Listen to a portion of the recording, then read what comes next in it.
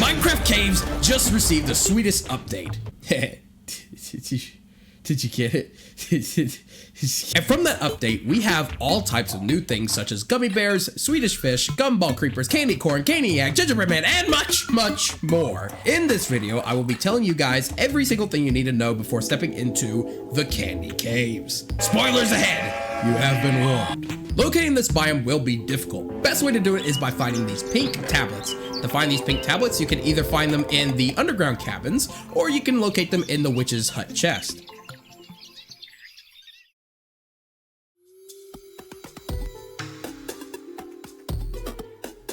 The terrain in this place is fantastic. The cave generation is very reminiscent of a mesa biome in the form of cakes. Random formations such as chocolate bars, ice cream trees, cookie shelves, donuts, jawbreaker geodes, rock roads, giant lollipops, and even towers of soda bottles commonly spawn throughout this biome. Smaller decorations such as candy canes, bubblegum suckers, gumdrops, shooting rainbows, and peppermints are also scattered throughout this terrain. On the ceiling are ice cream cones and frost mints, in which they can actually be hit, and if they interact with a soda river, they can cause a little bit of an explosion. The rivers can sometimes be connected to a soda bottle, as well as be littered with tons of lifesavers, similar to how the lily pads are in a swamp. Gingerbread villagers can also spawn in this cave, and unlike villagers, they have a reputation system. Another structure that can be found in this cave is known as the Lyco Witch Towers, which can also contain some of the better loot in the game, as well as some of the more hostile mobs in this biome.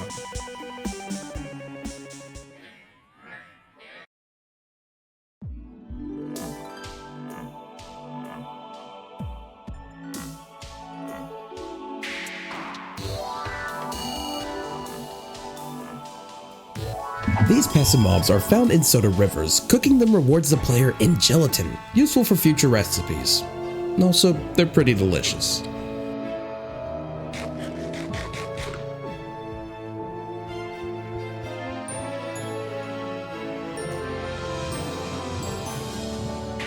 Gummy bears are found in groups. You can feed a gummy bear a potion, which in a couple of days will awaken to scratch on nearby licorice wood to provide jelly beans of that potion.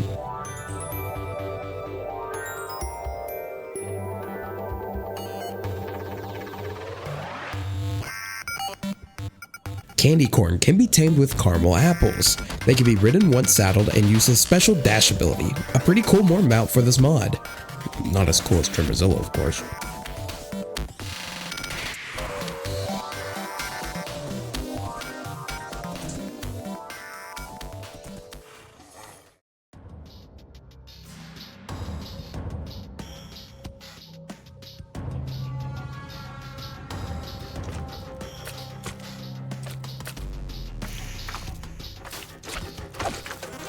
Caramel cubes will also sometimes spawn uncommonly in this cave. Killing them will slow the player down and reward them with caramel.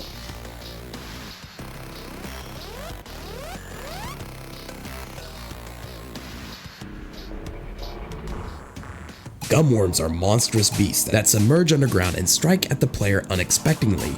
Killing them rewards a sweet tooth, which will be useful for future crafting.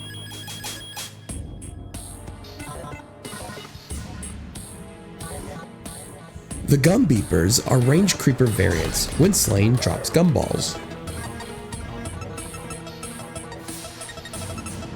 Caniacs are vicious creatures and annoying, similar to the Balloon Raptors. It's wise to be prepared to fight them.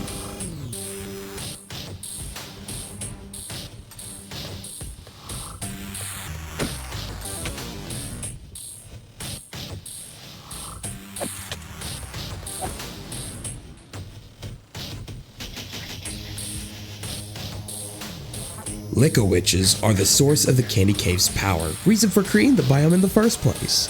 These witches are possibly the most powerful creature in this cave, and it is advised to have proper gear to face them, or just get Tremorzello.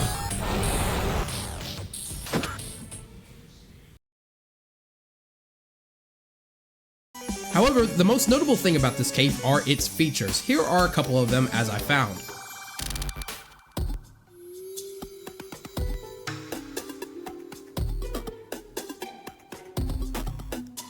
Rain bounce boots. Made out of the gumdrops, players can use these to help scale the terrain of this cavity.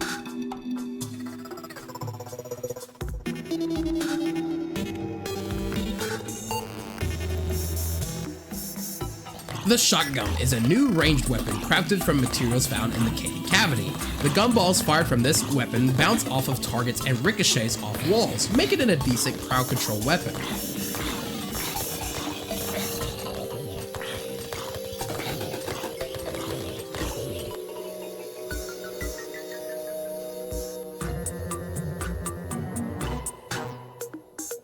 Candy cane hooks make for fun ways to sling around. It's more effective when paired with the rain bounce boots, and allows for the best form of traveling in this update has ever seen. But it gets better.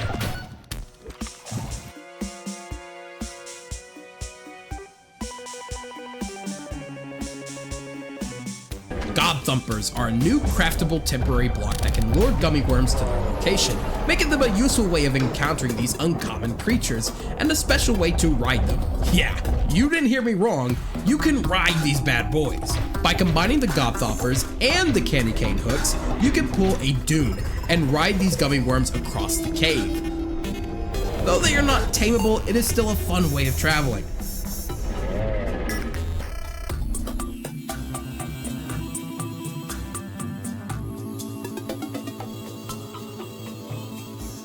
The Frostmint Spear is a new stackable weapon similar to the spear in the prehistoric caves.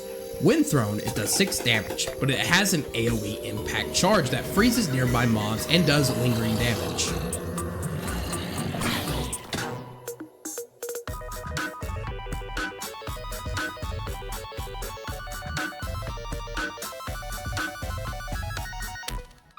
The Sugar Staff is a rare drop obtainable from raiding Like a Witch towers. It can either create a hex on the ground that protects a 4-block area, or creates multiple peppermints that circles around its caster.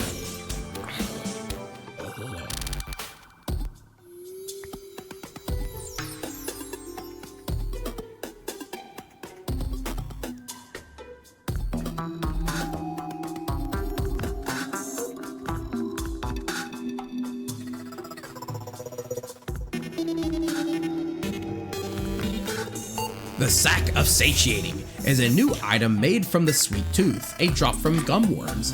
It can be fed in your inventory, which can feed you automatically if your hunger is low.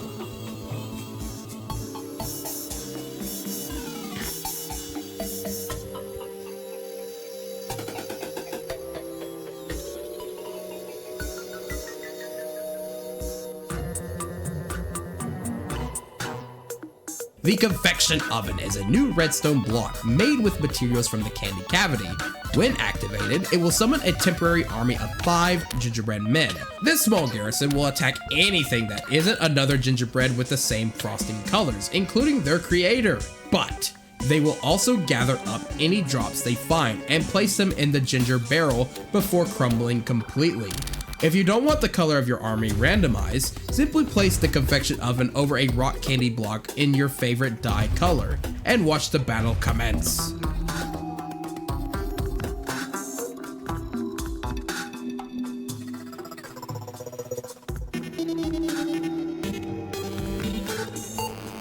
The Conversion Crucible is the most rewarding thing in this cave, being able to convert a biome around the cauldron into a biome specified by the player. It is unclear at this time if modded biomes work or if it's just Alex Caves plus vanilla biomes. This will be a cool reference to Terraria players who like to make biospheres.